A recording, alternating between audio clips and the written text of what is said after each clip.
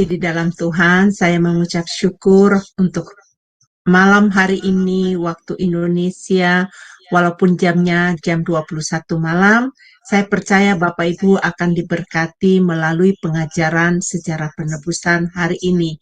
Hari ini kita adalah hari pertama di Jum Sema Adonai akan mempelajari pelajaran mengenai sejarah penebusan. Sangat menarik Bapak Ibu, pasti Anda diberkati. Sebelumnya saya akan mengajak Bapak Ibu untuk berdoa, saya akan memimpinnya ya. Mari kita bersatu hati di dalam doa. Maha besar Engkau ya Bapa yang kami sembah di dalam nama Tuhan Yesus. Kami bersyukur dan berterima kasih sebab kasih anugerah-Mu ada bersama-sama kami. Bapakku, Engkau Tuhan yang maha baik, Engkau Tuhan yang ajaib.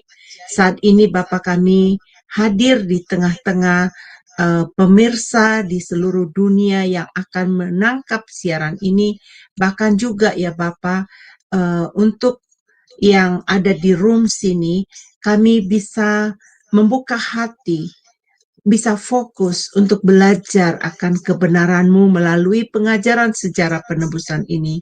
Bapa Surgawi, untuk saat ini ya Bapa, hamba mohon urapan-Mu khusus datang kepada hamba-Mu, Pak Yudi Lengkong, yang akan mengajari kami dengan materi pelajaran hari ini. Bapak Surgawi, terima kasih. Kami mempersiapkan hati di dalam nama Yesus. Haleluya. Amin. Baik, Bapak Ibu yang terkasih di dalam Tuhan, saya sangat bersyukur ya. Hari ini Bapak Ibu akan mendapatkan pengajaran yang luar biasa. Sebelum kita masuk di dalam pelajaran buku sejarah penebusan seri 1 ini, ada hal yang paling penting yang perlu kita pelajari terlebih dahulu. Apa itu?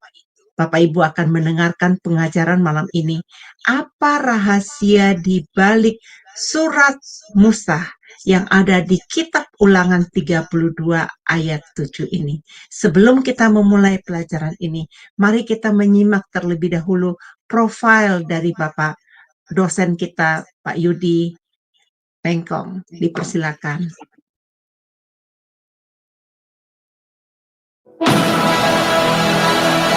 Shalom semua, berjumpa kembali dengan Firman Adonai. Dan pada kesempatan kali ini kita akan berkenalan dengan pembicara kita, yakni Bapak Pendeta Yudi M. Lengkong. Dan berikut adalah profil singkat dari beliau. Nama lengkap Pendeta Yudi M. Lengkong, Eskom, MD, MTH, Demin. Beliau lahir di Manado pada tanggal 21 Oktober tahun 1979. Alma mater, Sarjana Komputer Eskom di Universitas Bina Nusantara, Jakarta pada tahun 2003. Master of Divinity MD di The Presbyterian General Assembly Theological Seminary, Florida, US pada tahun 2010. Dr.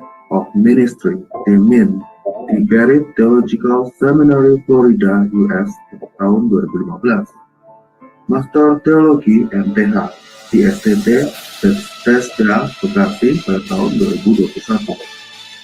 Pelayanan Pendeta di Gereja Presbyterian Bukit Zion Indonesia di Jalan Telaga Warna 1, nomor 2, Puri Cinere, Depok. Pembicara seminar buku seri sejarah penebusan untuk Yayasan Damai Sejahtera Utama Depok.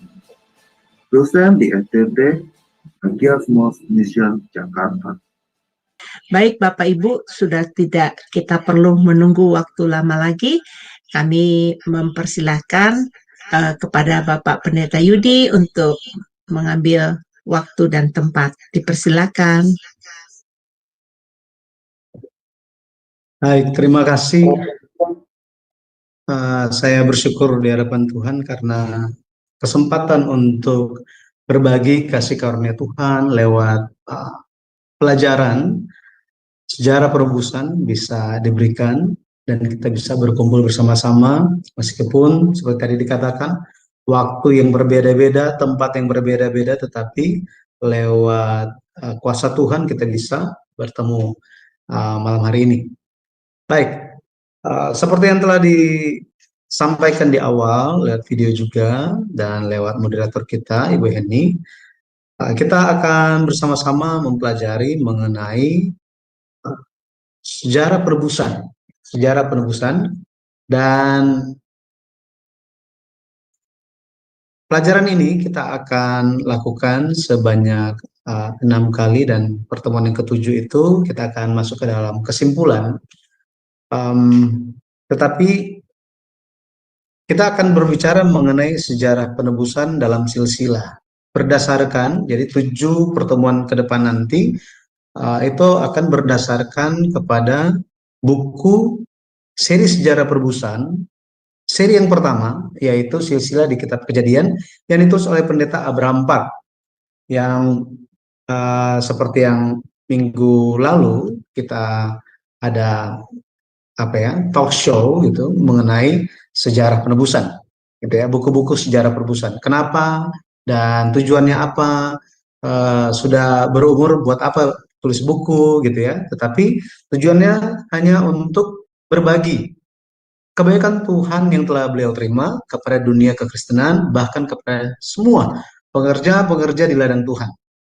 Baik, dalam pertemuan pertama ini kita akan melihat bersama-sama tentang sejarah penebusan dalam silsilah.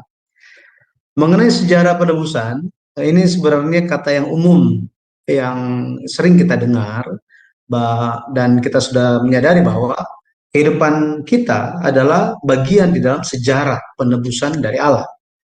Tetapi ketika berbicara mengenai silsilah, hal ini kata yang sebenarnya dekat, tetapi dekat hanya ketika kita berbicara tentang keluarga. Nah, tetapi ketika bicara tentang silsilah Alkitab, agak-agak menjauh gitu ya. Saya sering mendapati diri saya dulu seperti itu. Dan ternyata saya nggak sendirian, ada banyak juga yang seperti saya gitu ya. Ketika baca Alkitab, bertemu dengan namanya silsilah, aduh ini penuh dengan cobaan dan tantangan, gitu ya. Tetapi Pendeta Abraham Park, beliau meneliti silsilah dan menyatakan bahwa di dalam silsilah ada penyelenggaraan penebusan dari Allah yang begitu ajaib, dan ini telah tersimpan berabad-abad lamanya. Kalau kita melihat bagaimana pelayanan Yesus Kristus, Yesus selalu berbicara bahwa dia datang sesuai dengan kitab suci. Dia datang sesuai dengan kitab suci.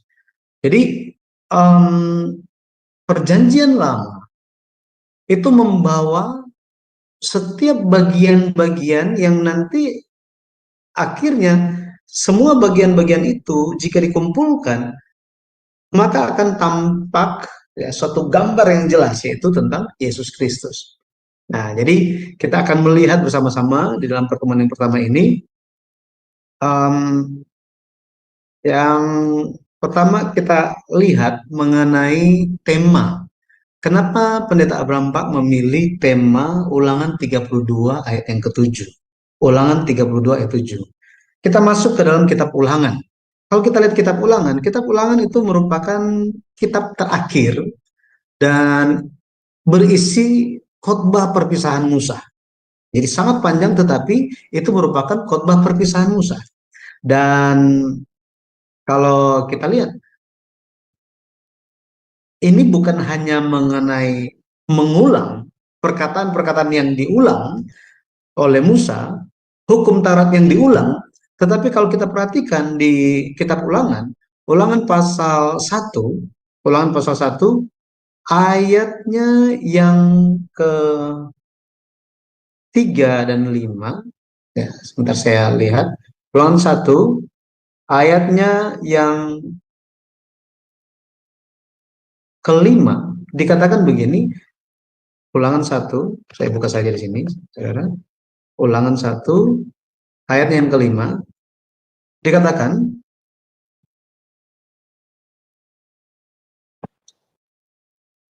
di seberang sungai Yordan, di tanah Moab, mulailah Musa menguraikan hukum Taurat ini. Jadi, kalau kita lihat, kata menguraikan di sini bahasa aslinya menunjuk kepada dijelaskan dengan terperinci. Jadi dengan terperinci. Dan kalau kita ingat bersama-sama bahwa audiensnya adalah generasi kedua di padang gurun yang sebentar lagi akan masuk ke tanah Kanaan. Jadi kitab Ulangan ini memiliki pesan secara luar itu pengulangan hukum Taurat, tetapi maksud yang sedang dilakukan, ya, maksudnya adalah apa? Itu adalah ingin menyadarkan umat perjanjian, untuk menyadarkan mereka yang hendak masuk tanah janji. Tetapi proses menyadarkan ini lewat apa? Lewat firman Tuhan. Lewat firman yang dijelaskan. Sehingga lewat firman Tuhan yang dijelaskan bagi mereka, hukum-hukum Taurat yang dijelaskan bagi mereka, pada akhirnya mereka bisa masuk ke tanah janji dengan pemahaman, dengan suatu kesadaran. Ya, suatu kesadaran. Kalau kita lihat kitab Ulangan ini, kitab Ulangan ini merupakan tahap akhir. Ini kita bisa lihat sebagai tahap akhir Musa. Dalam hal ini Tuhan melalui Musa hendak mempersiapkan umat Tuhan untuk masuk ke tanah janji. Nah, tadi pendengarnya kalau kita lihat mereka adalah generasi yang kedua. Ya, generasi yang kedua yang berkumpul di dataran Moab. Kalau kita lihat ada sensus yang dilakukan di kitab Bilangan, kita tahu bahwa sensus penduduk itu dilakukan di kitab Bilangan 2 kali. Di Bilangan pasal 1 ayat 45 dikatakan bahwa generasi pertama yang keluar dari Mesir usia 20 tahun ke atas yang bisa berperang, ya, berperang itu sejumlah 305.000.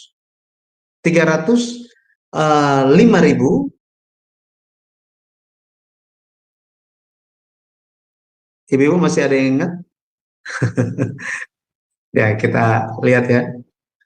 Saya juga udah ini mengenai, saya cuma ingat yang bagian pertama, mohon maaf ya.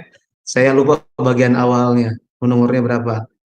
3.500. Kita lihat ya, supaya saya ingatan saya juga di refresh. Ya. Jadi, nah sini ayat 46 ya, 46 603.550 orang. 603.550 orang. Ya. Kalau kita lihat di dalam bilangan, ya, bilangan 26 ayat 51. Bentar, bilangan 26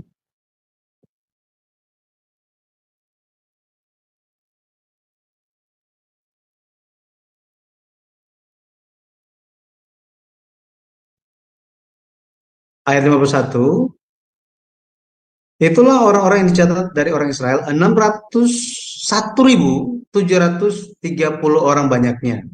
Ini saya ada bentar ya, saya perbaiki dulu ini. 600. Oke. Ya. Jadi ini generasi yang kedua beserta dan keluarga mereka, kemudian keturunan Lewi, suku Lewi, dan Yosua dan Kaleb. Ya, Yosua dan Kaleb. Mereka yang menjadi pendengarnya. Mereka yang hendak dipersiapkan sebagai umat Tuhan untuk mereka masuk ke dalam tanah Kanaan. Baik. Kalau kita lihat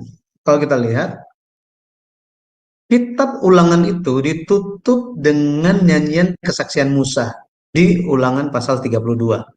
Ulangan pasal 32. Nyanyian kesaksian Musa ini bisa dilihat sebagai kesimpulan dari kitab Ulangan. Jadi jika kitab Kejadian, kalau kita lihat 5 kitab Musa atau Pentatuk, dimulai dari kitab Kejadian, berakhir dengan kitab Ulangan kan, betul ya? Nah, kitab Ulangan ini kita bisa melihat bahwa kesimpulan dari kitab Ulangan itu adalah nyanyian kesaksian Musa di Ulangan pasal 32. Ulangan pasal 32. Dan kenapa itu dalam bentuk nyanyian? Ya, supaya gampang ingat, ya, nggak mudah lupa. Dan kalau kita perhatikan di dalam Pentatuk, Musa itu bernyanyi sebanyak 2 kali. Di kitab Mazmur ada, betul ya. Tetapi kita lihat bahwa di dalam Pentatuk, di dalam 5 kitab Musa, setidaknya yang mencatat Musa itu bernyanyi sebanyak 2 kali. Mari kita lihat dan kita bandingkan mengenai hal ini. Lagu atau nyanyian pertama itu kita bisa temukan di Keluaran pasal 15. Dan kita akan bandingkan dengan Ulangan 32. Di nyanyian yang pertama dan nyanyian yang kedua ini ada jarak sekitar 40 tahun. Ada jarak sekitar 40 tahun. Ini suatu jarak yang sangat berbeda.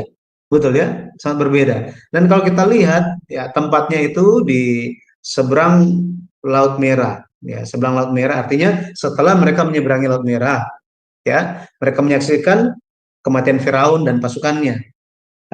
Ada pengalaman orang Israel sekitar 1 bulan mereka sejak Exodus. Ya, sejak Exodus itu sudah sekitar 1 bulan. Musa memimpin orang Israel menyeberangi Laut Merah dan Musa bernyanyi di situ. Pengalaman mereka apa? Pengalaman mereka sejak keluar dari dalam proses mereka keluar dari perbudakan, mereka mengalami mujizat.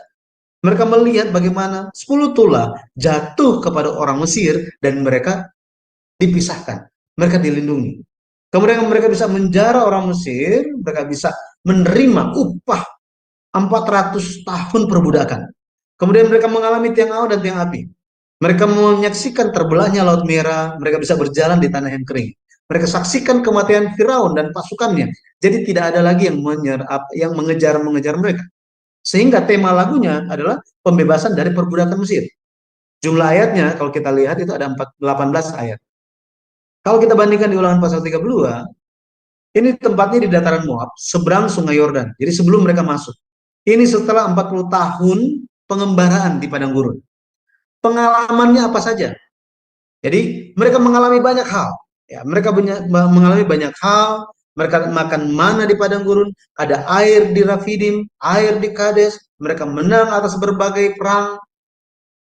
Dan ada kesusahannya juga. Betul ya? Ada kesusahannya juga. Kalau kita lihat setelah 40 tahun ini, ada Musa ketika dia bernyanyi, dia bikin lagu, nyanyian itu sepanjang 43 ayat. Banyak sekali ya. Di YouTube channel Shema Adonai ada yang nyanyi kan, ya, Ibu. Tetapi ada yang nyanyi satu lagu yang kira-kira 43 ayat. Enggak, tentu ya. Tentu enggak seperti itu. Ya, jadi ini panjang sekali, tetapi ini menjadi suatu lagu nyanyian kesaksian. Kalau kita coba memahami dalam menarik ini dalam kehidupan kita hari ini, waktu pertama kali kita terima Yesus sebagai juru selamat, dan setelah puluhan tahun, hari ini kesaksiannya lebih banyak mana? Yang waktu awal atau yang sekarang? Tentu yang sekarang kan? Tentu yang sekarang sama. Jadi telah menyaksikan berbagai macam pengalaman iman kita. Baik ketika kita taat ada sukacita, dan tidak taat dan ada hukuman. Betul ya? Seperti ini. Sehingga Ulangan 32 ayat 7, temanya itu sangat mendalam dan lebih detail tentang bagaimana kasih pembebasan atau kasih penebusan dari Tuhan atas orang Israel. Lebih lagi ada hukuman atas mereka supaya mereka bisa sadar. Seperti ini kalau kita bandingkan, gitu ya. Nah, ada tujuan kenapa Tuhan berikan nyanyian kesaksian ini. Jika kita baca, saya harap saudara-saudara bisa memeriksa ayat ini di Ulangan 31 ayat 19 sampai 22. Jadi Tuhan suatu ketika memanggil Musa, Musa, umat ini sebentar lagi mereka akan masuk ke tanah janji. Nanti mereka akan diberkati, mereka akan menjadi kenyang, mereka akan berhasil. Kemudian mereka akan lupa aku, lupa Tuhan. Nanti ketika mereka lupa Tuhan, mereka akan tinggalkan aku. Dan ketika mereka meninggalkan aku akan menghukum mereka. Nanti mereka akan komplain. Ketika mereka komplain, nyanyian ini akan menjadi saksi untuk mereka. Saksi bahwa apa? Dulu nenek moyang kamu pernah seperti ini. Kamu juga tahu mengenai nyanyian ini. Firman ini, pengalaman iman ini, bagaimana Tuhan mempersiapkan umatnya, Tuhan latih mereka. Ini kalian sudah tahu, tetapi kenapa kalian lakukan dosa? Jadi kalian dihukum gara-gara apa? Tidak memperhatikan penyelenggaraan Tuhan. Bagaimana Tuhan menebus umat Tuhan dari dapur peleburan besi Mesir. Jadi ada tujuan kesaksian, ya, ada tujuan kesaksian ini. Maka kalau kita lihat ke Ulangan 32 ayat 7, kalau kita baca, isinya itu cuma tentang pengkhianatan dan pengkhianatan. Ini sebentar, ini saya pengkhianatan umat Tuhan.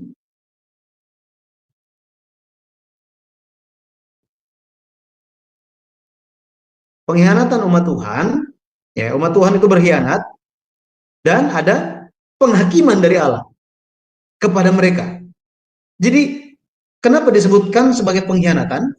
Karena mereka telah masuk dalam perjanjian dengan Allah. Kalau kita baca di Keluaran pasal 24, Keluaran pasal 24, Musa membacakan rincian hukum Taurat kepada orang Israel. Ketika dia sampaikan, orang Israel responnya gimana? Semua perkataan firman akan kami lakukan. Benar ya? Jadi Musa suruh dirikan tugu, mesbah, kemudian memotong binatang, memercikkan darah binatang itu. Pada akhirnya ini menjadi tanda sah, penegasan, konfirmasi bahwa apa? Umat Israel dan keturunan mereka masuk ke dalam perjanjian dengan Allah. Tetapi mereka melanggar firman Tuhan. Ya, mereka komplain. 40 tahun itu isinya itu dibandingkan dengan syukur, lebih banyak komplainnya. Pada akhirnya Tuhan hukum mereka. Dalam kehidupan kita juga, kalau kita coba hitung mungkin kebanyakan mana komplain atau syukur gitu ya. Bapak Ibu hitung sendiri, saya nggak tahu. Ya, cuma Tuhan yang tahu dan kita masing-masing. Ya. Tapi kalau saya coba hitung-hitung, wah, kayaknya saya harus lebih banyak menabung syukur ya, syukur. Secara luar seperti itu, tetapi secara dalam kalau kita lihat Ulangan pasal 32, nyanyian itu berisi tentang kasih pemeliharaan Allah yang besar. Kasih Allah sangat besar bagi mereka. Allah memelihara mereka. Bayangkan Allah memelihara mereka seperti apa? Ketika mereka komplain, ya, mereka komplain kepada Tuhan, ya, mereka sampai satu ketika mereka itu mereka hendak apa, potong jalan lah gitu ya, potong jalan supaya lebih cepat nyampe. Tetapi untuk potong jalan itu mereka harus lewat tanah orang Amon, gitu ya, harus lewat di sana. Tetapi mereka tidak dikasih izin, tidak dikasih izin, ya. Sorry, orang Edom, gitu ya, orang Edom, keturunan Esau. Mereka minta izin, tetapi tidak dikasih izin. Akhirnya mereka harus muter untuk jalan itu jauhnya minta ampun. Ketika mereka lagi kelelahan, mereka komplain kepada Tuhan, mereka komplain. tentang semuanya, bahkan tentang mana. Tentang makanan ini kami telah muak, katanya. Ingin muntah, katanya. Waduh, mereka komplain itu luar biasa. Sampai-sampai Tuhan lihat mereka, Tuhan gak tahan. Tuhan suruh malaikat yang menjaga binatang buas, tuh malaikat yang menjaga ular-ular supaya menyingkir dari jalanan orang Israel. Tuhan bilang apa? Nggak usah jaga. Nggak usah jaga. Akhirnya ular tedung itu menyerang mereka dan menggigit mereka. Ketika mereka sedang sekarat, apa yang dilakukan? Tuhan berbelas kasihan. Tuhan berbelas kasihan kepada mereka. Ya, lewat seruan Musa tentunya. Tuhan berbelas kasihan dan Tuhan apa? Suruh dirikanlah tiang yang segitu tingginya dan taruh ular tembaga di sana. Ular tembaga di sana, jadi mesti buat ularnya dari tembaga, terus apa? Didirikan di atas tiang yang tinggi. Barang siapa yang lihat, nggak jadi mati. Betul ya? Nah, bayangkan kalau kita lihat gitu ya, Tuhan itu penuh dengan belas kasihan yang sangat besar. Jadi nyanyian kesaksian itu uh, berisi tentang kasih Allah yang sangat besar untuk mereka. Kasih Allah yang sangat besar untuk mereka. Sampai Tuhan pertama kali dia sebut orang Israel sebagai apa? Yesyurun. Yesyurun. Yashar. Yang jujur. Katanya, yang jujur, yang benar. Bayangkan, bapak-bapak, ibu-ibu. Kalau misalnya kita lihat satu orang komplain melulu gitu ya, komplain melulu. Apakah kita akan sebut dia sebagai, oh dialah Yesyurun, yang jujur, yang benar?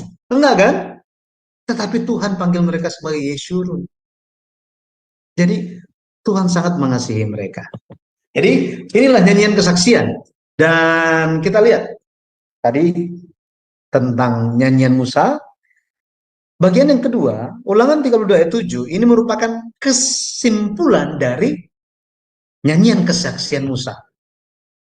Oh, ini datang dari mana ini? Mungkin ada yang berpikir seperti itu.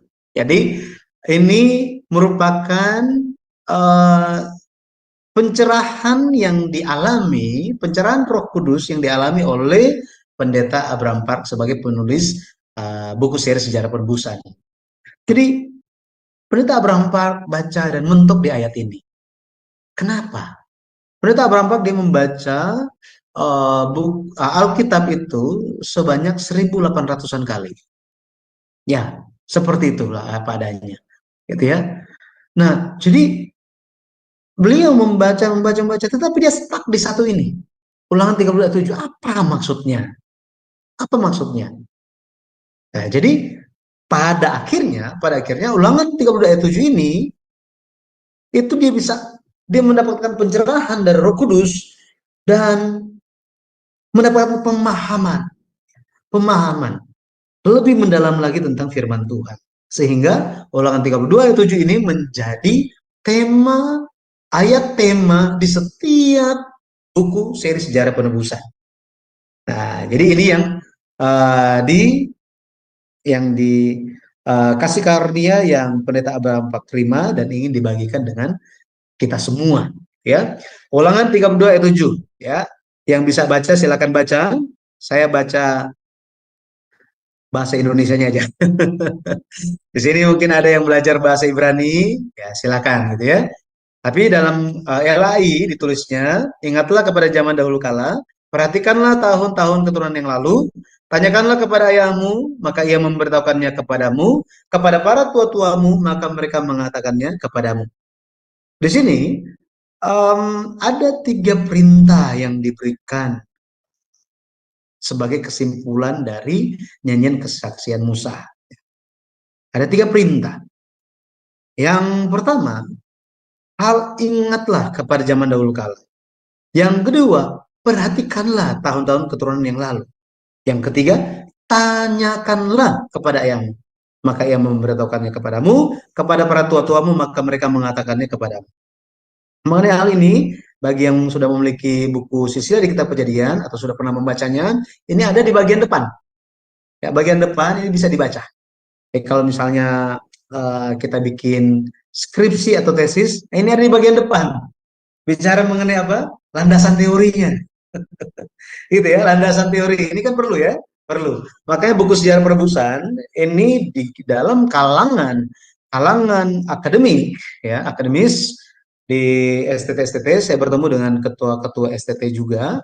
Mereka melihat buku sejarah perebusan itu sangat sistematis, terstruktur, dan ada pola seperti ini, seperti tesis. Gitu.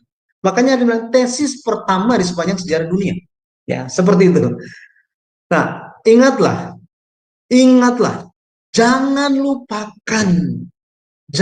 lupakan waktu-waktu yang telah dulu, ya, yang telah dulu. Jadi dulu di sini dahulu kala berbicara mengenai waktu yang tidak terbatas, gitu ya. Tetapi ketika perintah kedua itu diberikan, jadi kan pertama jangan lupa, gitu ya, jangan lupa, harus ingat. Sampai apa? Supaya kita ingat kepada Tuhan tentang pekerjaannya yang luar biasa. Tuhan berikan waktu-waktu atau banyak hal supaya membantu kita ingat. Contoh, mengenai hari untuk beribadah, betul ya? Terus ada juga waktu-waktu hari raya. Makanya kita sampai hari ini ada Paskah kan? Ya, Paskah dan lain-lain.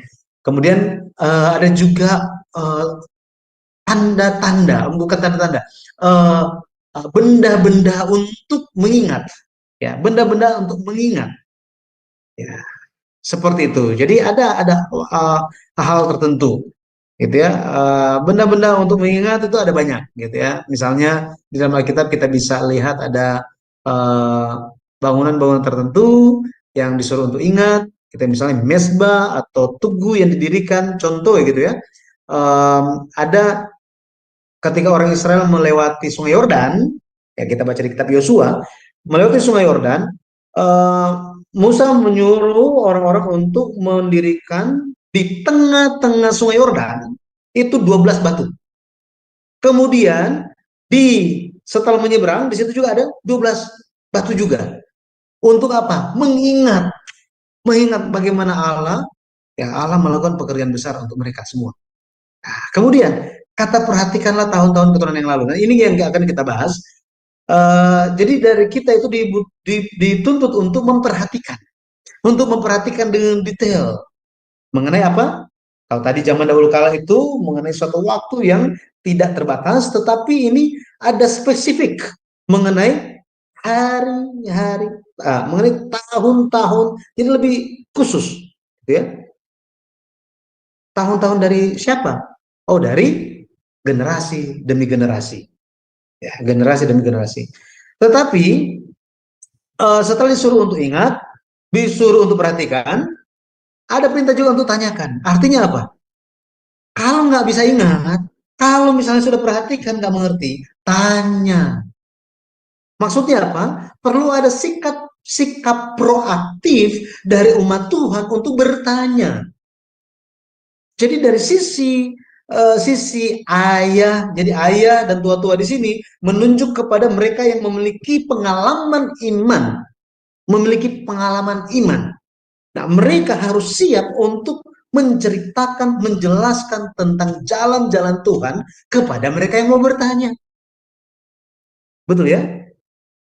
Tetapi anak-anak muda perlu apa? Bertanya.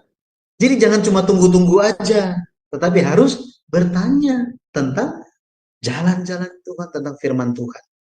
Kata tanyakan di sini berbicara mengenai mengemis, memohon, sangat memohon. Nah, kalau kita lihat zaman sekarang ini udah kata tanyakanlah ini udah dianggap biasa aja. Ada yang bertanya? Nggak ada, udah selesai. Ini bukan maksudnya untuk nanti setelah pelajaran ini semua harus bertanya gitu ya. Maksud saya sebentar menjelaskan kata ini, gitu ya, ayat ini.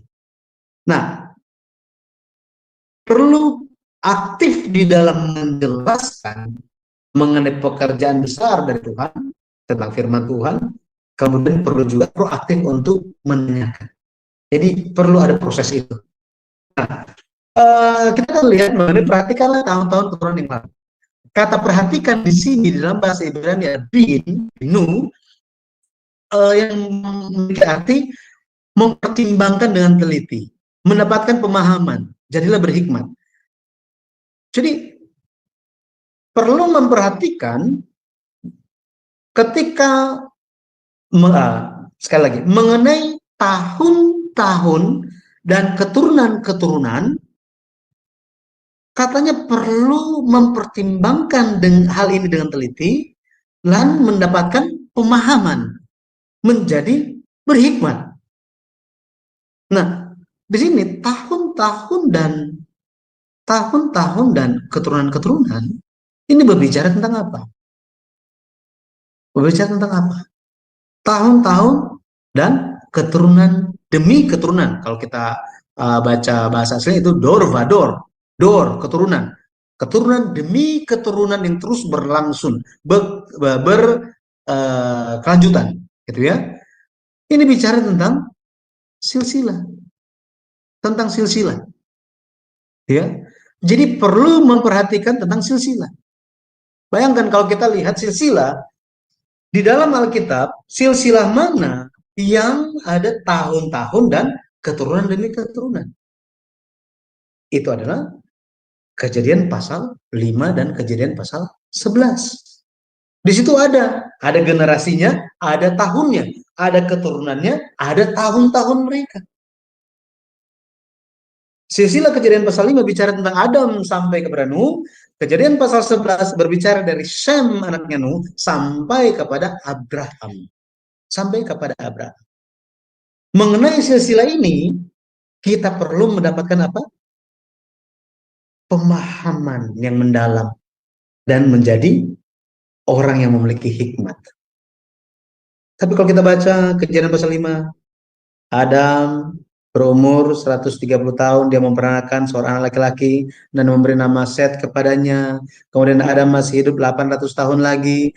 Lalu Adam mencapai umur 930 tahun, lalu ia mati. Set berumur sekian, dia dapat anak, kemudian dia hidup sekian lagi, capai umur sekian tahun, lalu ia mati. Kalau kita baca seperti itu, apakah hikmat apa yang kita dapatkan? Betul ya? Inilah yang dibahas di dalam buku yang pertama, gitu ya? Buku yang pertama. Bukan hanya berhenti kepada silsilah. Ternyata apa? Ternyata banyak bagian di dalam Alkitab yang perlu kita perhatikan dan berfungsi, bermanfaat, bertujuan untuk kita menjadi orang yang berhikmat. Bagian yang ketiga, kita lihat mengenai penyelenggaraan sejarah penebusan dari Allah. Ya. Kita bicara mengenai sejarah, bicara tentang asal-usul, ya, asal-usul keturunan, asal-usul silsilah. Ya. Ini menurut KBBI gitu ya.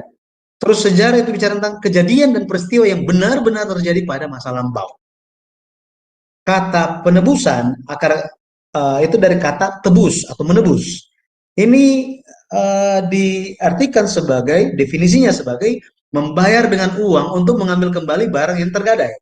Yang kedua, membayar dengan uang dan sebagainya untuk membebaskan tawanan, sandera, budak belian, dan sebagainya.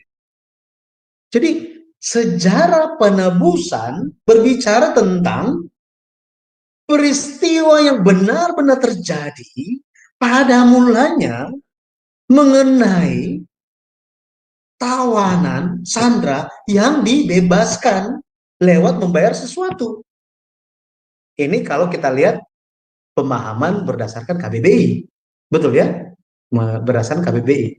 Tetapi ketika bicara mengenai sejarah penebusan di dalam Alkitab, sejarah penebusan di dalam Alkitab, kalau kita lihat, ini berbicara kepada seluruh sejarah penyelamatan dari Allah. Ya, atas orang yang berdosa dengan berpusat pada kematian dan kebangkitan Yesus Kristus. Yesus Kristus. Ini sejarah penebusan. Lebih khususnya lagi kalau kita lihat definisi luasnya, Sejarah penebusan berbicara tentang penyelenggaraan Allah untuk memperbaharui umat manusia dan memulihkan Firdaus yang telah hilang. Ya, karena kejatuhan Adam dan Hawa. Lihat, ketika berbicara mengenai penyelenggaraan atau bicara mengenai sejarah penebusan itu tidak berjalan begitu saja. Tetapi sejarah penebusan ini berjalan karena ada sutradaranya. Betul ya? Ada yang mengatur. Makanya muncul kata penyelenggaraan. Penyelenggaraan berarti ada suatu kegiatan yang berlangsung. Bahasa Yunaninya oikonomia. Oikonomia. Nah, oikonomia. Kata oikonomia ini di dalam Alkitab ini banyak digunakan oleh Rasul Paulus. Dia jelaskan dengan beberapa kata yang digunakan. Itu contohnya itu tentang oikonomia ini berbicara tentang bendahara atau pengawas. Steward. Kemudian oikonomia juga bicara tentang tugas penyelenggaraan atau tugas. Oikonomia juga berbicara tentang rahasia kehendak, ya, kehendak Tuhan. Seperti ini. Ini oikonomia. Ya. Jadi ketika bicara mengenai penyelenggaraan Allah, ini adalah apa? Penyelenggaraan Allah, ya, penyelenggaraan Allah atau penyelenggaraan penebusan dari Allah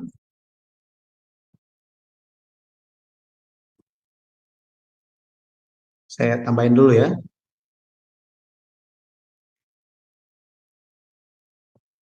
Oke. Penyelenggaraan sejarah penebusan dari Allah ini bicara mengenai apa?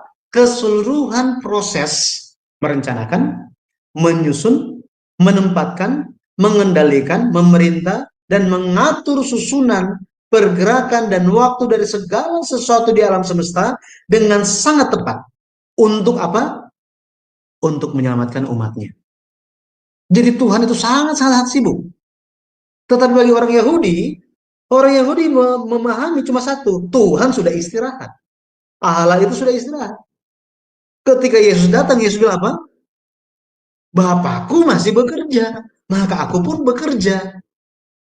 Oh, Tuhan lagi kerja apa? Betul ya? Tuhan lagi merencanakan, menyusun, menempatkan, mengendalikan, memerintah, mengatur susunan pergerakan dan waktu segala sesuatu alam semesta ini. Tujuannya satu, untuk menyelamatkan umatnya. Menyelamatkan umatnya. Ini penyelenggaraan sejarah mengenai nubuat Mesias dan penggenapannya. Nubuat mengenai Mesias dan penggenapannya. Maka ketika dikatakan silsilah di kitab Kejadian dilihat dari sudut pandang ini, dilihat dari sudut pandang penyelenggaraan sejarah penebusan dari Allah. Maksudnya apa? Maksudnya melihat silsilah di kitab Kejadian dari sudut pandang bagaimana ada nubuat mengenai Mesias dan tentang penggenapannya. Makanya silsilah di dalam Alkitab bukan silsilah yang sekedar nama saja. Tetapi itu firman Tuhan. Betul ya? Itu adalah firman Tuhan. Itu ada di dalam Alkitab. Dan Alkitab kita percaya sebagai 100% firman Tuhan. Ya, firman Tuhan 100%. Jadi kalau kita lihat mengenai penyelenggaraan sejarah penebusan ini tampak lewat pernyataan pertama tentang Injil atau kita kenal di dunia teologi sebagai proto-evangelium. Ini janji tentang keturunan perempuan. Janji tentang keturunan perempuan. Kejadian 3 ayat 15. Dan kalau kita lihat Kejadian 3 ayat 21, ini merupakan pernyataan pertama tentang penebusan. Jadi Mesias akan datang sebagai keturunan perempuan. Ya, kita tahu bagaimana penggenapannya. Yesus Kristus lahir lewat Maria kan, ya, menggenapi semuanya. Tetapi Kejadian 3 ayat 21 ini menyatakan seperti apa penebusan yang akan dijalankan. Seperti apa? Kejadian 3 ayat 21 berbicara tentang Allah membuat pakaian dari kulit binatang dan mengenakannya kepada manusia itu, manusia dan istrinya itu. Artinya apa? Artinya untuk menutupi aib dosa, aib manusia yang telah jatuh dosa, perlu ada yang dikorbankan. Nah, ini korbankan.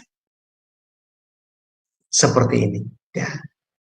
Penebusan. Pernyataan pertama penebusan. Ya, Injil penebusan. Pakaian kulit binatang yang Allah buat dan Allah pakaikan untuk mereka. Nah, itu sebabnya ketika kita membaca Alkitab, fokus kita harus ada di mana? Fokus kita harus ada di mana? Banyak orang melihat Alkitab itu dari berbagai sudut pandang. Tetapi Pendeta Abraham Park lewat buku seri Sejarah Penebusan mengajak kita untuk melihat Alkitab, kita membaca Alkitab, fokus kita harus kepada Mesias dan sejarah penebusan yang digenapi lewat Mesias ini. Kemudian apa? Memperhatikan cara penyelamatan umat manusia lewat Kristus pada waktu dia datang pertama kali. Nah, tidak berhenti di situ, bagaimana cara penyempurnaan penyelamatan itu ketika Yesus datang kembali. Ya, seperti ini. Nah, pada akhirnya mari kita lihat mengenai sejarah penebusan dan silsilah. Sejarah penebusan dan silsilah. Nah, arus utama, kalau kita lihat, arus utama di dalam Alkitab, tema-tema sejarah penebusan ini ditampakkan lewat mana? Ya, lewat mana? Lewat apa? Kita kalau kita perhatikan bagaimana Yesus berbicara tentang keselamatan,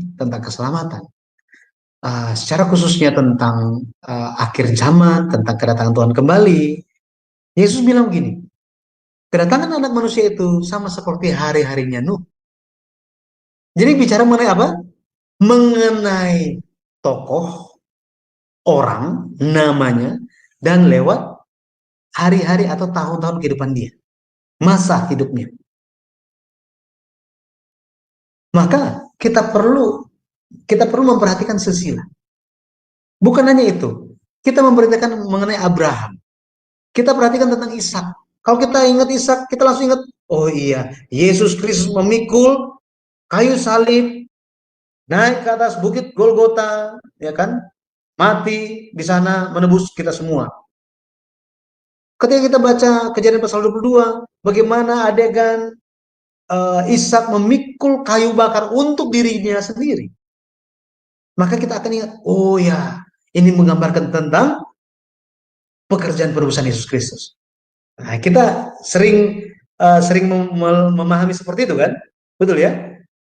Maka lewat tokoh-tokoh dalam silsilah, lewat nama dan tahun-tahun kehidupan mereka, kita bisa mengetahui bagaimana penyelenggaraan penebusan dari Allah. Bagaimana penyelenggaraan penebusan dari Allah. Ya, nanti ke depannya kita akan lihat bersama-sama, gitu ya. Akan lihat bersama-sama. Yesaya 8 ayat 16. Di sini bicara apa? Yesaya 8 ayat 16. Coba kita lihat. Yesaya 8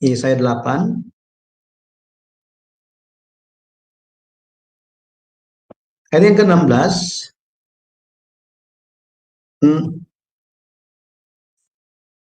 Bentar ya. Yesaya 8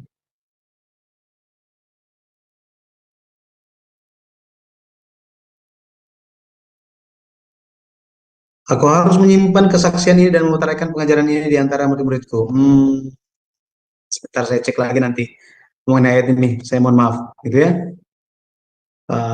Saya salah tulis kayaknya. Baik, kita lanjutkan dulu, nanti saya cari ayatnya lagi, gitu ya. Mengenai sejarah penebusan dan silsilah. Dua istilah dalam sejarah penebusan, ya, kalau kita lihat mengenai penyelamatan dan penebusan. Intinya sama, tetapi kalau kita lihat penyelamatan, itu memiliki makna menyelamatkan seseorang dari kematian atau dari bahaya. Sedangkan penebusan, ini bicara tentang menyelamatkan seseorang dengan membayar suatu harga atau suatu tebusan. suatu tebusan. Makanya digunakan sejarah penebusan. Istilah yang digunakan sejarah penebusan. Lebih detail, ada harga yang dibayar. Yesus menyelamatkan umat manusia, amin. Betul ya?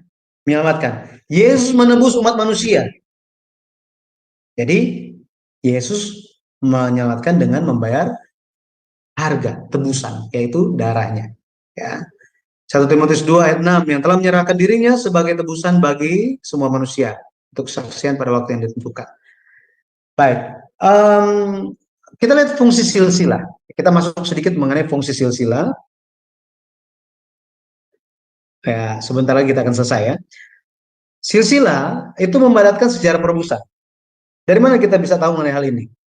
Kalau kita lihat kitab Kejadian, kita bisa bagi menjadi dua bagian. Bagian yang pertama itu dari pasal 1 sampai pasalnya yang ke-11. Jadi 11 pasal yang pertama. 11 pasal yang pertama. Kejadian pasal 1 sampai pasal 11. Bagian kedua itu dari pasal 12 sampai 50. 39 pasal. Ya. Nah, bagian pertama ini hanya 11 pasal. Ini menjangkau, ini adalah jangka waktu selama sekitar 2023 tahun. 2023 tahun. Sedangkan bagian kedua itu pasalnya banyak, ceritanya banyak, isinya banyak sekali, tetapi ini merupakan sejarah hanya 280 tahun.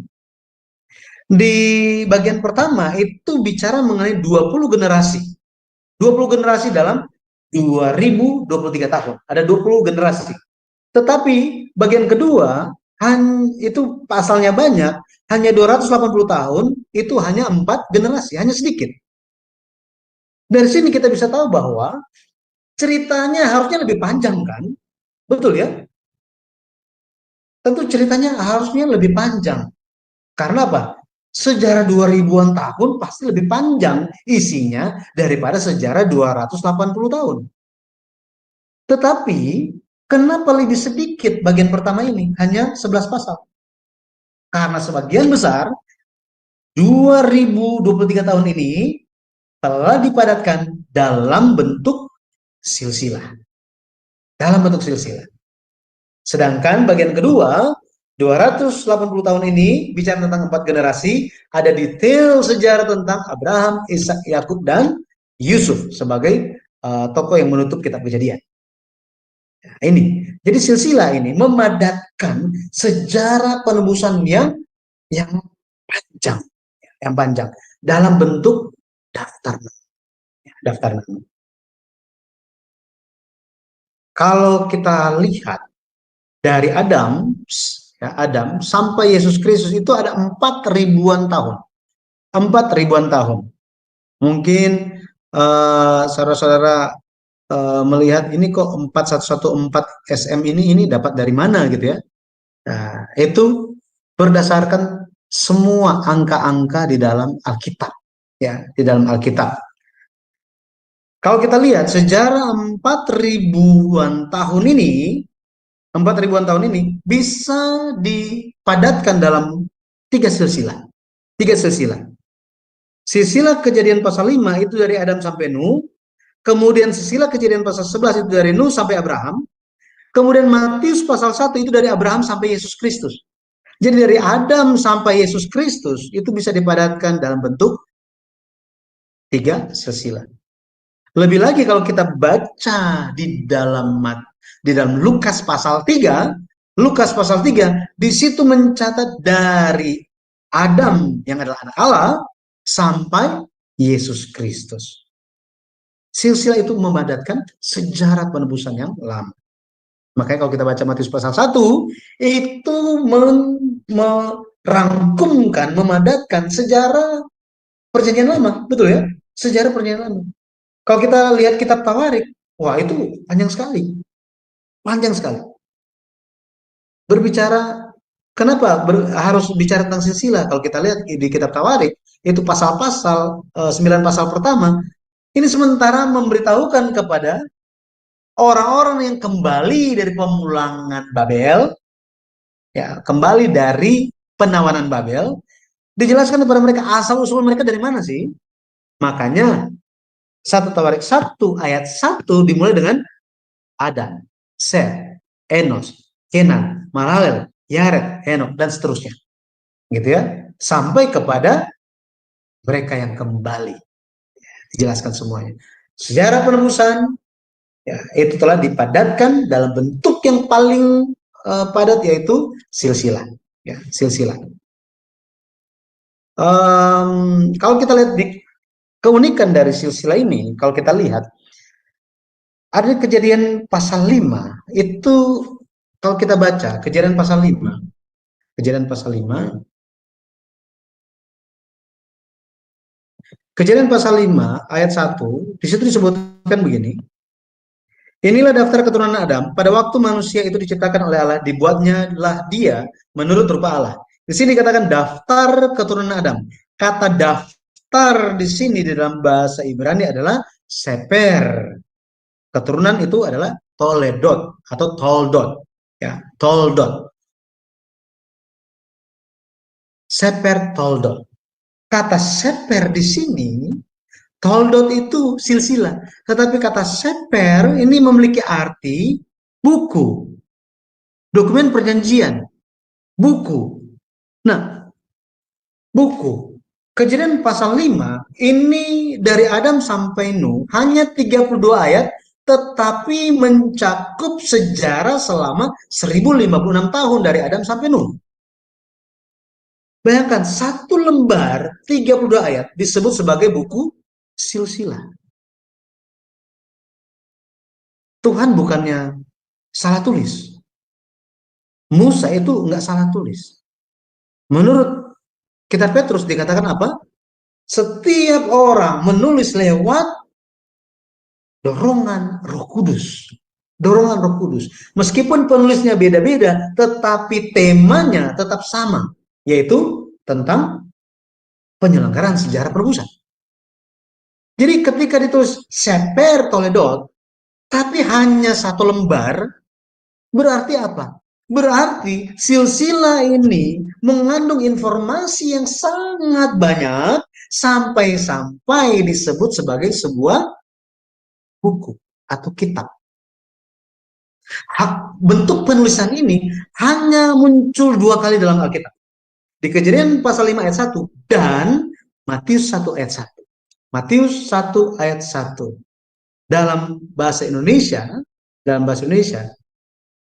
LAI menerjemahkannya sebagai inilah silsilah Yesus Kristus anak Daud, anak Abraham. Bahasa Inggrisnya, this is the book of the genealogy of Jesus Christ, son of David, son of Abraham. Ya kan? Tetapi bahasa Yunani dikatakan Biblos Geneseos Yesus Kristou. Jadi Biblos Geneseos, Geneseos silsilah, ya, keturunan. Biblos bicara tentang apa? Bible, buku, kitab. Silsilah Matius cuma 17 ayat, tetapi ini disebut sebagai sebuah buku. Tetapi kalau kita lihat dari Abraham sampai Yesus Kristus ada 2162 tahun sejarah. Maka Matius pasal 1 memberisikan, ini mengandung atau berisi informasi yang sangat banyak sampai-sampai bisa dianggap sebagai sebuah buku, sebagai sebuah kitab. Itu sebabnya ketika kita mempelajarinya, silsilah Kejadian pasal 5 dan lanjutannya itu nanti ke Kejadian pasal 11 gitu ya.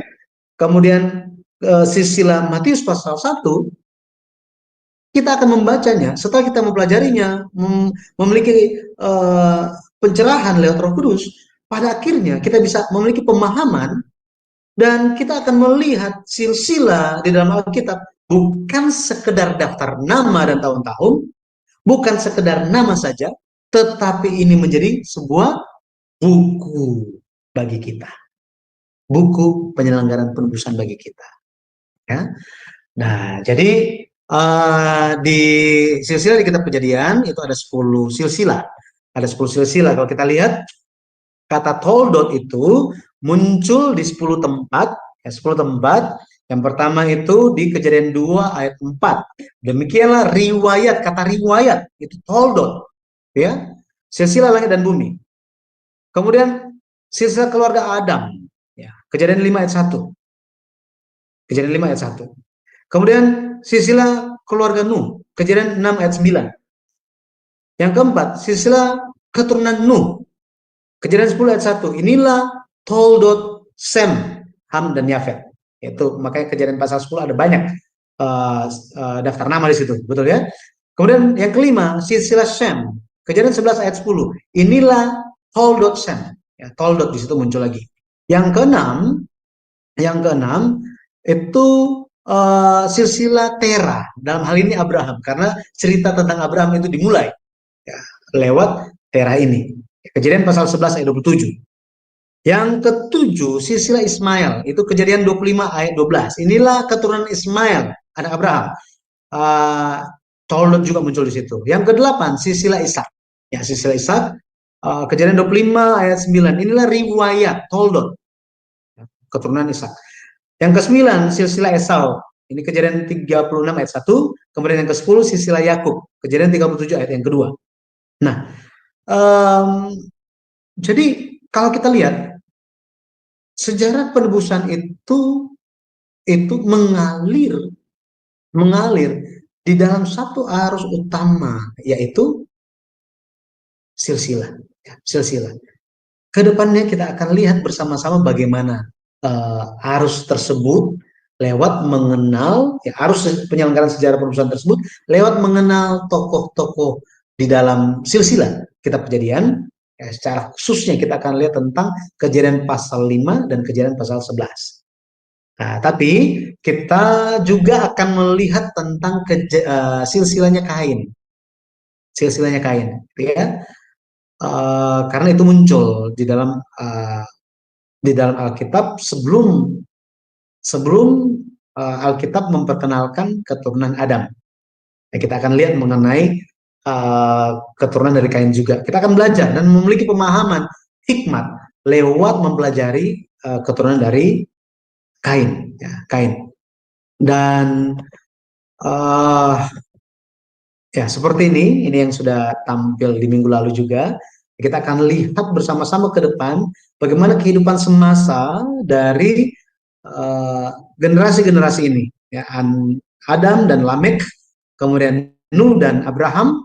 Bagaimana Abraham, Ishak, Yakub ini kehidupan semasa mereka.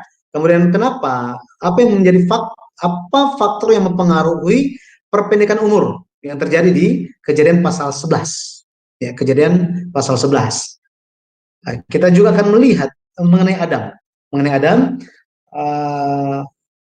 Karena salah satu metode yang diajarkan oleh Pendeta Abraham Bak lewat bukunya, cara kita mempelajari silsilah kitab Kejadian, itu kita bisa memperhatikan tentang arti nama mereka, kemudian mengenai tokoh yang diberi. Ada beberapa poin, tetapi yang saya sebutkan ini antara lain itu kita perlu memperhatikan tentang arti nama, kehidupan semasa mereka, bagaimana mereka mempengaruhi satu sama yang lain. Kemudian yang ketiga itu tentang tokoh yang diberikan informasi tambahan. Dalam hal ini Kejadian pasalnya yang ke-5 itu tentang Adam, ya, Adam, Henok, Lamek, dan Nuh. Ini ada penjelasan tambahannya. Ya, kita akan melihatnya ke depan. Ini topik-topik yang akan kita pelajari. Dan bagian akhirnya kita akan lihat tentang Abraham. Ya, mengenai Abraham. Karena salah satu, jadi kalau kita lihat silsilah di dalam Alkitab itu ada silsilah vertikal, ya, vertikal dan horizontal. Jadi ada dua macam. Ada silsilah yang bentuknya vertikal, ada horizontal. Nah, ketika bicara tentang silsilah itu vertikal, itu ada dua macam lagi. Vertikal naik dan vertikal turun. Maksudnya apa? Kita langsung contohnya gitu ya. Kalau vertikal naik, ini berarti dimulai dari satu tokoh kemudian papanya siapa, kakeknya siapa, ya, buyutnya siapa, terus sampai siapa yang paling terakhir, tokoh yang terakhir. Jadi menelusuri ke belakang, ya, ke belakang asal usul dari seseorang. Contoh di Lukas pasal 3.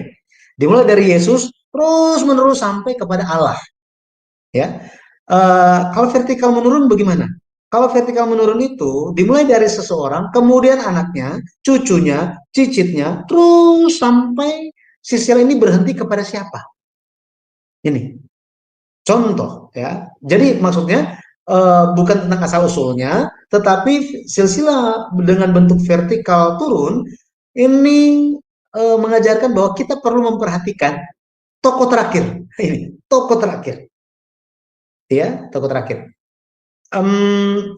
Ini vertikal, vertikal menurun. Contohnya itu Kejadian pasal 5 berbicara tentang fokus kita ada kepada Nuh. Kejadian pasal 11 ada pada Abraham. Karena mereka tokoh yang terakhir dalam silsilah vertikal menurun itu. Nah, kalau yang horizontal bagaimana? Yang horizontal itu kita bisa lihat di Kejadian pasal 10. Kejadian pasal 10 itu dimulai dari misalnya Nuh dapat anak, Sem, Ham, Yafet. Ini horizontal. Jadi setelah papanya langsung kasih tahu anaknya siapa aja. Betul ya? Nah, kemudian bicara mengenai Sem, anaknya siapa aja? Ham, anaknya siapa aja? Yafet, anaknya siapa aja? Yaitu horizontal. Ya, horizontal, mendatar. Oke, seperti itu. Jadi lewat buku sisir di kitab Kejadian ini, pada akhirnya kita bisa melihat bagaimana ada alasan, ada alasan Allah memanggil Abraham dan memilih dia. Ya, karena dikatakan banyak yang dipanggil, sedikit yang dipilih kan? Allah pilih dia. Alkitab katakan Allah memilih dia. Ada tujuannya. Tentang apa? Kepentingan untuk mewariskan iman. Dan saya percaya akan bukti nyata bahwa apa? Warisan iman itu berhasil. Sangat-sangat berhasil. Ada zaman-zaman ketika itu tidak berhasil. Ya, ada zaman-zamannya. Tetapi puji Tuhan, Tuhan memelihara supaya iman itu tidak terputus. Makanya hari ini kita ada iman. Ya. Nah, mengenai hal itu saya bersyukur. Lewat pelajaran buku sejarah perusahaan ini, kiranya kita terus bisa mengikutinya dan menerima kasih karunia dari Tuhan. Kita menerima pencerahan. Lebih lagi kita mengasihi Alkitab yang adalah firman Tuhan dan kita berbagi kasih karunia Tuhan kepada banyak orang secara khusus lewat channel Sema dan Dunai ini dan perkumpulan kita Zoom pada malam hari ini. Terima kasih. Saya kembalikan kepada host. Ya, baik. Terima kasih banget ya Pak Yudi, penjelasan yang luar biasa. Mungkin bagi teman-teman ini baru pertama sekali untuk mendengarkannya, tetapi jangan khawatir teman-teman. Anda bisa mengulangi kembali untuk melihat dari channel-channel kami yang kami tayangkan. Saat ini saya meminta hand ya, untuk supaya Pak Yudi bisa membantu Anda untuk bertanya. Tadi Anda sudah mempelajarinya bagaimana silsilah-silsilah yang ada di kitab Kejadian itu sangat penting sekali ya. Dulu juga saya tidak mengerti Bapak Ibu, saya tidak memahami. Tetapi setelah mempelajari buku sejarah penebusan ini, saya mulai memahami bagaimana karya Allah berbicara melalui silsilah-silsilah ini. Bukan hanya sekedar nomor, angka yang diberikan di dalam kitab Kejadian ini, tetapi kita melihat bagaimana hidup nenek moyang kita ini, bagaimana mereka bersamaan, dan kejadiannya juga contoh setelah Aber meninggal, kemudian Abraham, kemudian Sem setelah itu. Kan ada runtutannya. Kalau nggak kita baca kalau kita hanya membaca kitab Kejadian sendiri, kita tidak akan bisa memahaminya. Terus nanti kita akan tahu seberapa lama Abraham hidup bersama-sama dengan nenek moyangnya, dan begitu juga Nuh nanti ya.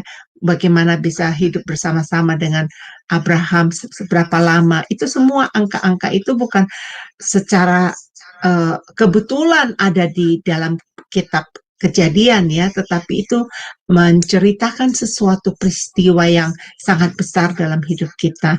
Bapak Ibu silakan kalau ingin bertanya, angkat tangan ya, supaya bisa dijelaskan lebih lanjut lagi oleh Pak Pendeta Yudi. Ya,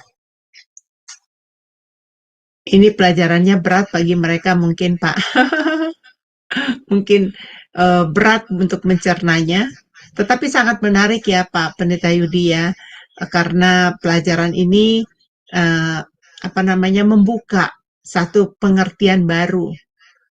Kayak Ibu Rachel, dulu dia nggak memahami terlalu lama, tapi begitu dia mempelajari sejarah penebusan, akhirnya dibukakan wawasan yang baru buat dia, rahasia-rahasia Alkitab itu.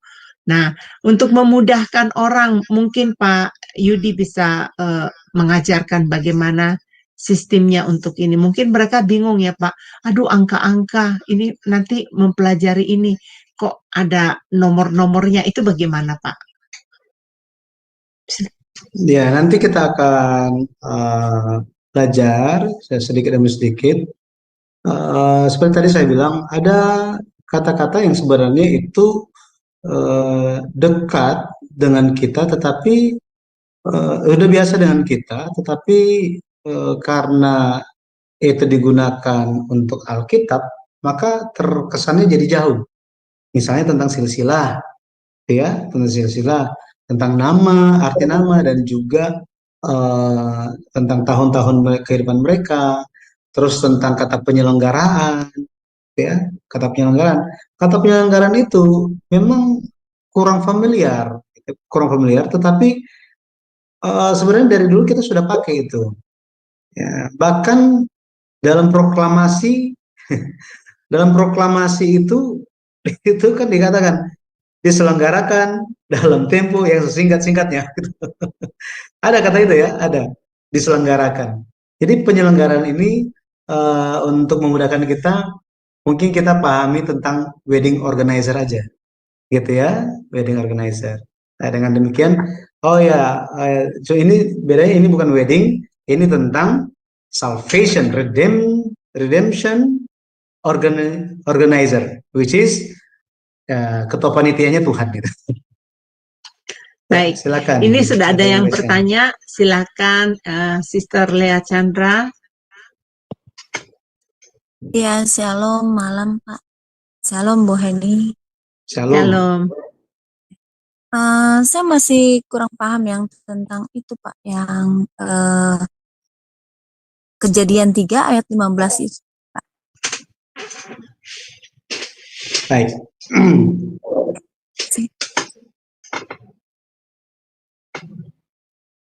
Jadi Kejadian 3 ayat 15, Kejadian 3 ayat 15. Saya share screen-nya dulu ya. Kejadian 3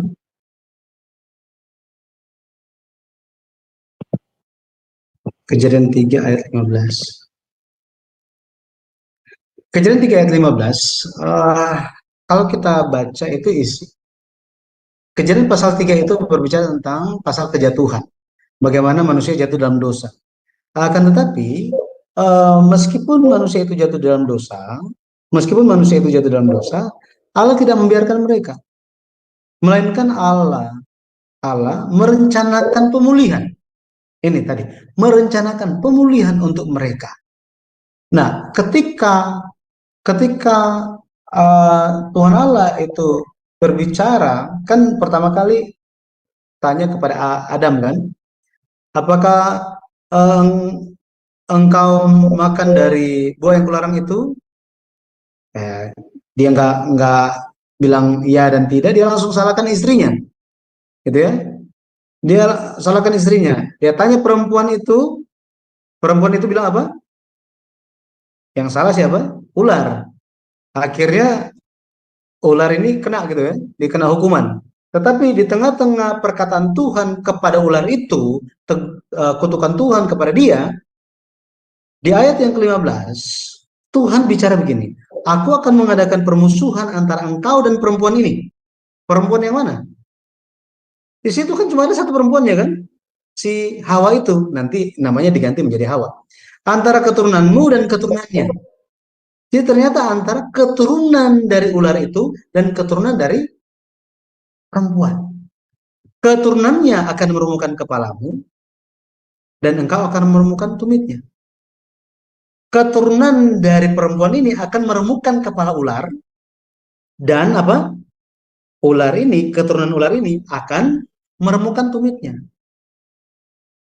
Kalau seseorang itu remuk, pokoknya tangannya remuk, kakinya remuk, hancur gitu ya, itu masih bisa hidup.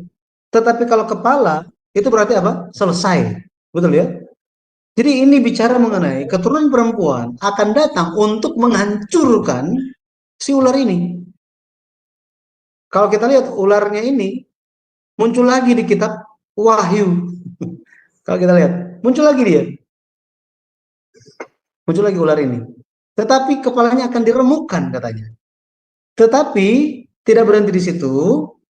Tuhan katakan suatu nubuatan bahwa engkau atau keturunannya ular ini akan meremukkan tumitnya. Tumit di sini berbicara tentang kaki atau pekerjaan. Ya, pekerjaan. Ya, pekerjaan yang dijalankan oleh seseorang. Nah, jadi kalau kita lihat seorang profesor di Amerika STT itu, dia memberikan penjelasan. Kita kebanyakan melihat Kejadian 3:15 ini hanya ya, yang penting saya baca gitu. Oh ya, ini tentang proto-gospel atau proto-evangelium. Ya sudah. Tetapi ini di dalam sejarah terjadi secara terus-menerus. Dan puncaknya di mana? Di atas kayu salib. Perperangan ini permusuhan bicara tentang peperangan, ini bertengkar, berantem sampai apa? Perkelahian sampai berdarah-darah. Ini terjadi. Tentang apa sih? Tentang baik dan jahat. Betul ya? Di kemudian hari kalau kita lihat keturunan di sini bahasa Ibrani adalah zera, benih perempuan itu. Ya, benih perempuan. Yesus satu-satunya manusia yang lahir tanpa campur tangan laki-laki. Betul ya? Kita semua lahir karena ada jasa dari papa kita. Ya. Ada jasa dari laki-laki. Tetapi Yesus satu-satunya yang lahir dari perempuan. Matius 1 ayat 18 di situ dikatakan Maria dia mengandung oleh Roh Kudus katanya. Oleh Roh Kudus. Ini digenapi. Jadi Yesus Kristus, dia adalah Mesias, dia telah dijanjikan. Ya, dijanjikan. Memang ini secara Tuhan itu lagi berbicara kepada ular. Betul ya? Tetapi di situ ada Adam dan ada juga ada perempuan istrinya juga. Gitu ya. Nah, di sini ini bicara tentang apa? Tentang bagaimana Yesus akan menjalankan pekerjaan penebusan di atas kayu salib. Pada akhirnya Yesus berkata gitu kan, ketika orang Yahudi bilang Abraham adalah bapa kami. Abraham adalah bapa kami. Tetapi Yesus bilang di Yohanes 8 ayat 44, iblislah yang menjadi bapamu. Iblislah yang menjadi bapamu. Pada akhirnya siapa yang meremukkan tumitnya? Siapa yang membunuh Yesus? Yaitu orang Yahudi. Mereka yang adalah orang yang percaya Tuhan berakhir menjadi orang yang tidak percaya Tuhan. Nah, jadi Kejadian 3:15 ini berbicara tentang kabar baik mula-mula yang disampaikan. Nanti di dalam kesempatan berikutnya kita akan bahas tentang pertobatan Adam. Apakah Adam sudah bertobat? Apakah ada buktinya dalam Alkitab? Seperti apa dia bertobat? Apa yang menyebabkan dia bertobat? Ya, kita akan bicara di dalam kesempatan selanjutnya. Ya, saya kembalikan lagi kepada Ya, host. baik. Saya Semoga harap bisa dipahami. Sister Lea, coba Sister Lea bagaimana komentarnya? Iya, jadi gini ya Pak Pendeta. Jadi kabar baiknya itu dari Kejadian 3 ayat 15 itu sebenarnya kabar baik berarti ya Pak ya. Karena di situ kan sudah jelas Allah memberitahu bahwa akan ada permusuhan ya itu di Kejadian 3 ayat 15 itu ya. Berarti sudah jelas itu kabar baik buat kita. Kalau kita benar-benar baca di kejadian itu ya. Ya terima kasih buat penjelasannya. Baik, Tuhan Yesus. ya. Ya, Ibu. Ya. Sama. Kita lanjut ya dengan Sis Rahel. Ya, silakan Bu Rahel. Shalom, Pak Shalom. Yudi, Sis Heni, selamat Shalom. malam. Pak Yudi, saya ini sudah belajar di video ke-34, masuk ke-34, yaitu di Nahor, Pak, keturunan Adam ke-18. Ya, jadi yang saya ambil kesimpulan dari pelajaran yang Bapak berikan ini, yaitu sejarah penebusan ini kan dimulai dari Adam sampai akhir zaman, Pak. Jadi saya melihat bahwa Tuhan itu terus-menerus bekerja untuk menebus dan menyelamatkan dan memulihkan dunia ciptaannya, Pak. Kira-kira begitu ya, Pak? Ya. Yang saya. Kemudian saya juga melihat di sini kejadian dari Adam sampai Wahyu itu kita ini Alkitab itu dipenuhi oleh simbol-simbol, perumpamaan dan makna rohani. Gitu ya, Pak. Ini yang saya pelajari, Pak ya. Kemudian di dalam kehidupan kita ini diciptakan ini yang saya ambil kesimpulan bahwa kita ini harus meninggalkan manusia lama kita dan mengenakan manusia yang baru untuk mengarungi kehidupan yang dipenuhi oleh kebenaran dan kekudusan Tuhan. Begitu ya, Pak. Jadi saya memang belajar ini akhirnya saya tahu bahwa Tuhan itu menginginkan kita manusia ini bahwa walaupun dia itu sudah menjadi orang percaya, tetapi kalau tidak hidup di dalam tuntunan Tuhan, tidak hidup dalam firman. Begitu ya Pak Yudi, kira-kira intinya dari ini ya, kurang lebih ya Pak ya, dari beberapa yang saya ambil kesimpulannya. Begitu Pak Yudi. Terima kasih. Ya, terima kasih Ibu Rachel. Jadi Ibu sudah mulai membaca buku silsilah kitab Kejadian. Mungkin rekan-rekan yang lain juga yang ingin lebih mengikuti gitu ya, lebih detail sebenarnya penjelasan itu ada di buku. Ya, penjelasannya ada di buku karena kita terbatas dengan waktu dan kita ada pelajaran-pelajaran ke depan juga. Jadi saya menyarankan untuk memiliki buku-bukunya. Tadi yang pertama Ibu bilang bahwa lewat kehidupan mereka, lewat kehidupan tokoh-tokoh di dalam Alkitab ini, pada akhirnya kita bisa menyadari bahwa oh ya ada hal yang kita bisa pelajari lewat mereka, gitu ya. Mengenai Abraham kita belajar tentang imannya, mengenai Isa kita belajar tentang ketaatannya. Mengenai Yakub, kita lihat bagaimana dia terus bersandar kepada Tuhan dan jalankan apa yang Tuhan perintahkan.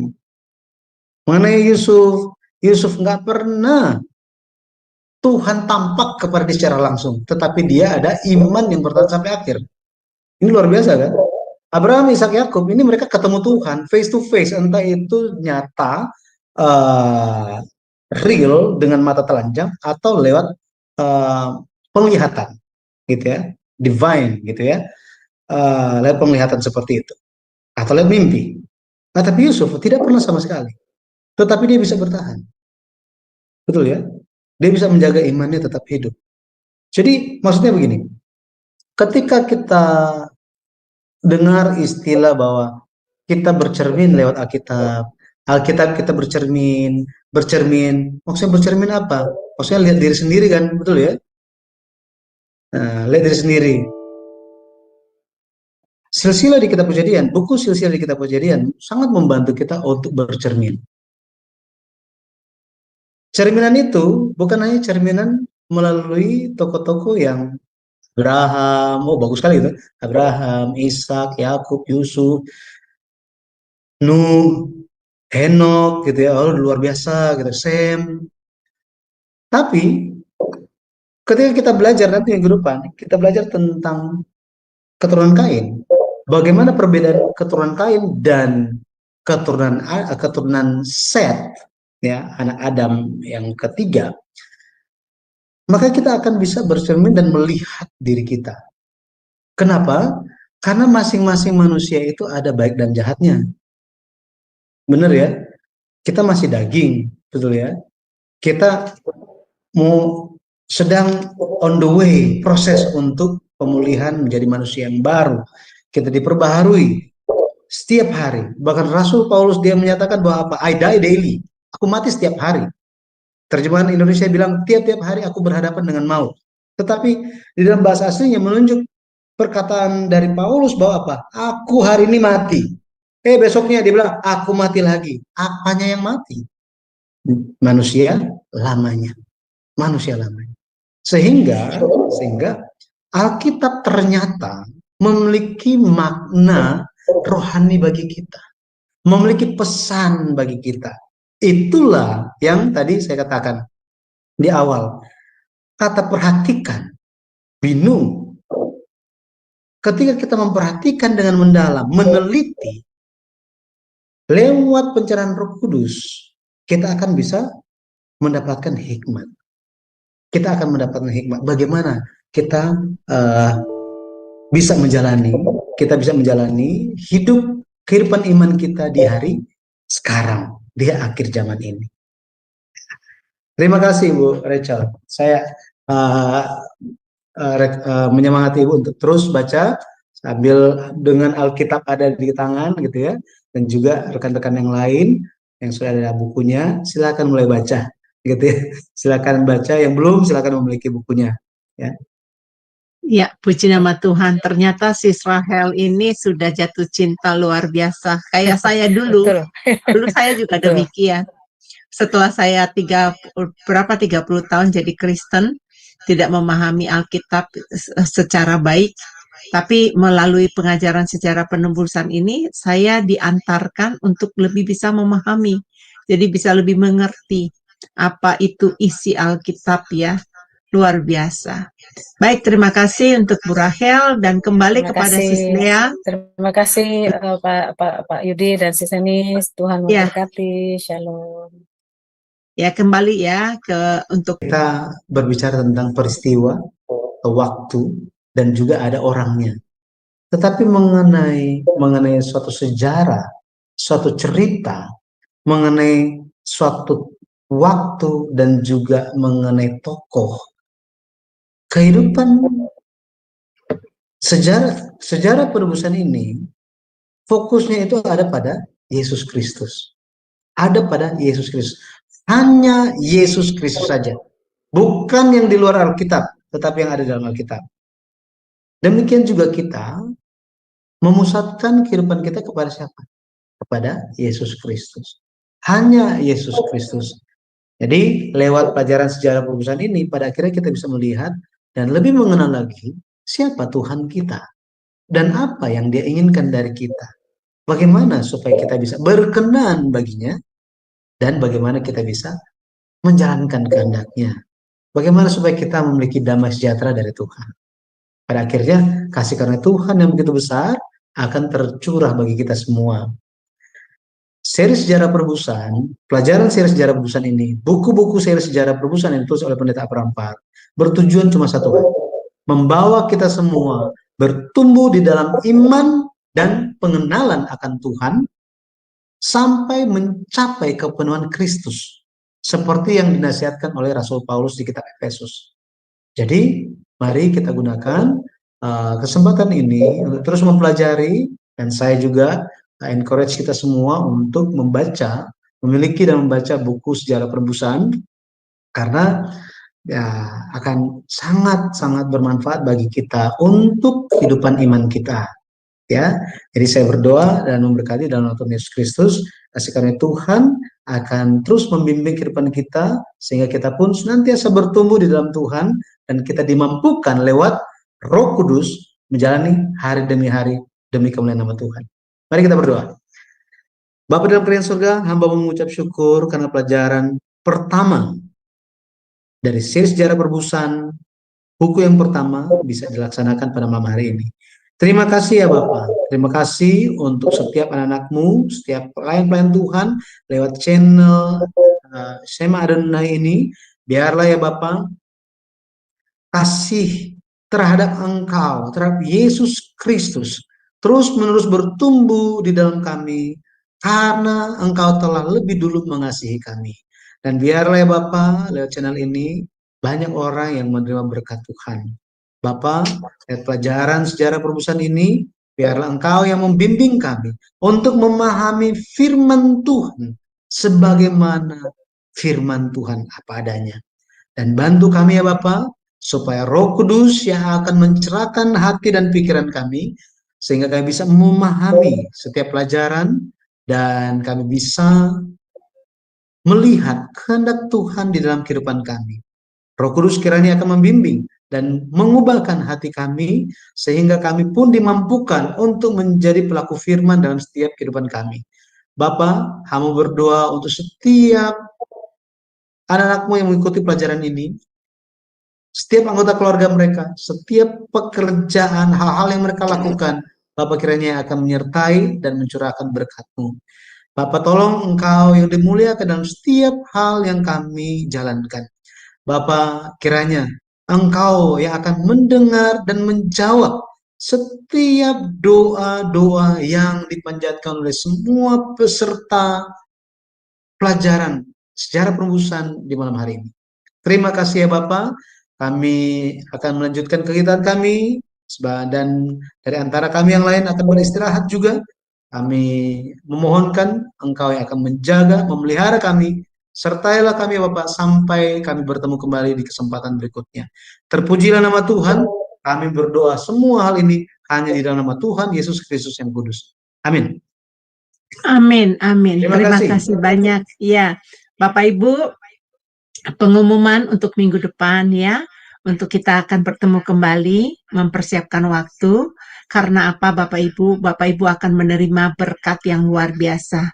Teman saya sudah menjadi gembala sidang, ya, dan dia udah lama sekali, dan dia berkata, pengajaran sejarah penebusan ini unik.